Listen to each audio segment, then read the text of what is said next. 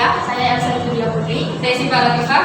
Kami akan mempresentasikan video wawancara kami bersama seorang apoteker. Selamat menyaksikan. Communication Shinri Gyaku wa Seishin no Jiken Communication no naka ni Control to kaisetsu suru. この期間に私たちはインタビューしました。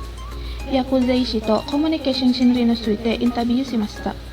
薬剤師としてのは毎日絶対にお客さんとコミュニケーションしてしまいました。皆のお客さんは薬について理解しているわけではありませんですから。これで薬剤師はよく説明できる必要があります。そのため普通の人々も分かりやすいができます。そこにはコミュニケーション心理学の役があります。みんなのため薬について分かりやすいになります。そして薬を書くのは間違いではありません。Elsa dari STB Asia. Saya ingin mewawancarai beberapa pertanyaan untuk kakak. Dengan kakak siapa? Vanka. Kakak di sini udah berapa lama kerjanya ya? Kurang lebih saya di sini udah mau 2 tahunan sih di sini. Nah, terus tuh di sini tuh sistem kerjanya gimana dan ada beberapa karyawan?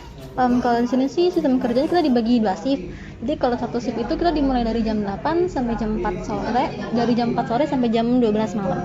Terus kalau sistem itunya kita ada jumlah karyawannya kita ada 7. Saat security 1, terus sama asisten apoteker ada 4, terus sama BM 1, admin 1. Di sini tuh jenis obat apa aja yang dijual? Kalau untuk saat ini kan emang lagi itunya sama COVID lah ya. Jadi kita lebih ke antivirus, terus ke antibiotik, terus ke vitamin D juga, ke vitamin C, sama vitamin yang lain. Pokoknya harus ditingkatin banget sih kalau di sini. Sama pandemi itu vitamin atau obat apa yang paling banyak dicari? Tadi kayak vitamin C, vitamin D, terus sama vitamin E. Soalnya vitamin E itu emang bagus buat antioksidannya, biar bisa ngelancarin aja. Terus vitamin D itu biar kayak kena sinar matahari, itu buat pengganti sinar mataharinya. Nah terus kalau vitamin C buat imun ya, of course buat imunnya, biar dia bisa kembali fit seperti semula lagi aja. Oke. Jumlah customer yang datang sebelum pandemi dan sesudah pandemi itu ada peningkatan? Ada. Biasanya nggak banyak sih, sekitar 100-an dalam sehari. Kalau sekarang bisa sampai 200 sampai 300-an dalam sehari. Oke. Nah, bagaimana cara kakak berkomunikasi dengan customer? Komunikasi ya banyak sih, tergantung dari orangnya yang datang. Kayak orang dewasa, kayak umuran sekitar sama nih sama orang dewasa pasti beda. Kayak misalkan kalau orang yang agak tua kan pasti kita agak sabar. Kadang-kadang ada yang pendengarannya kurang gitu. Jadi ya harus sabar gitu, ekstra sabar. Pernah nggak sih kakak tuh ketemu customer yang agak ngeyel gitu loh? Itu banyak banget sampai kita tuh udah apal mukanya itu, kayak ya mau nggak mau ya tetap harus dilayani lah ya, harus profesional. Jadi ya tetap dilayani dengan maksimal. Customer yang nyebelin tuh gimana sih kak? Banyak banget. Kalau ada yang misalkan ada yang beli suntikan tapi nggak mau pakai resep, itu dia ngeyel banget. Ada yang ya udah sini, ada yang bilang saya kan dokter gitu kan, jadi biar saya aja yang nulis ininya, kan nggak langsung sembarangan kan, walaupun dia dokter tetap aja kita nggak bisa ngasih. Harus ada suratnya, harus ada capnya, harus ada tanda tangannya, bla bla bla segala macam, tapi dia tetap banget mau ngambil suntikan itu. Terus yang kedua itu kayak misalkan barang ini nggak ada, harus kemasannya tuh harus sama. Itu biasanya tuh banyak banget. Terus yang ketiga kayak namanya salah sedikit doang, padahal emang dari pabriknya kayak gitu. Itu banyak banget yang kayak gitu sih. Udah kayak gitu doang sih rata-rata. Ada jenis obat terlarang yang dijual nggak sih? Kalau di kita sih masih bisa dijual, asalkan ya gitu harus ikutin kayak step by stepnya. Kayak misalkan dia harus beresep, resepnya itu juga harus asli, terus juga harus ada tanda tangan segala macam, semuanya itu harus ada. Itu pasti kita kasih kok. Kadang-kadang kalau misalkan ada yang susah atau yang harus pakai berhari-hari, itu ya kurang lebih harus pesan dulu di kita 2-3 hari baru dapat. Harapannya untuk apotek ini tuh apa kak? Harapannya ya biar omset naik pasti, terus sama customernya makin banyak, terus juga obat-obatnya makin ditingkatin lagi, harus nambah. Kayak misalkan ada yang obat herbal, ada yang nggak ada gitu kan. Tadi harus ditambahin lagi ke obat Cina-Cinanya, kan orang tua kan lebih suka obat Cina ya.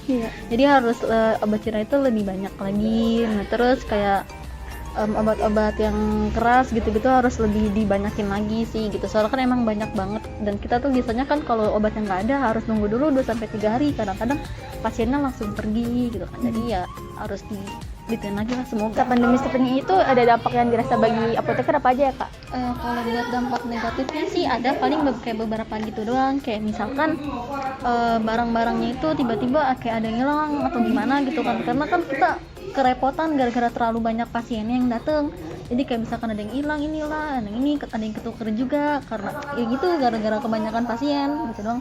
Kebanyakan sih dampak positifnya sih ya alhamdulillah ya gitu, kayak omset naik, pasiennya nambah, gitu-gitu pokoknya. Apa ada perasaan takut nggak sih sama virus yang terjadi saat ini? Kalau itu takut banget karena kita itu kan emang di pelayanan ya, Iya. karena di pelayanan jadi ya harus pakai face shield segala macam kalau lagi ngelayanin pasien kayak gitu, face shield, sarung tangan, semuanya pakai ini biar enggak kena juga, terus selalu sedia hand sanitizer di depan, terus kayak cuci tangan di depan, itu doang sih antisipasi kita. Kalau bilang takut banget. Masih takut ya? Karena kita harus mengikuti prokes juga. Kalau untuk rekomendasi vitamin untuk menguatkan daya tahan tubuh ada? Ada sih, biasanya sih kita emang dapat sponsor dari luar kan, kayak model Blackmore, Nutrahel, Nutrimax, itu biasanya kita tawarin produk itu dulu sih, soalnya kita emang disponsorin sih. Kalau dari sponsor seperti itu, apa ada komisinya? Kalau komisi sih dapat sih kurang lebih sekitar 5%.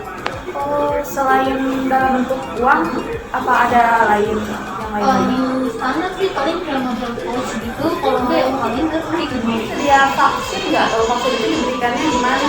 Kalau vaksin kebetulan kita emang bisa anti-rabies ya, jadi kita alaminya kedua soalnya kita belum ada sama sekali. Oh, jadi hanya bisa di rumah sakit ya? Nah, di sini apa sudah memenuhi protokol kesehatan?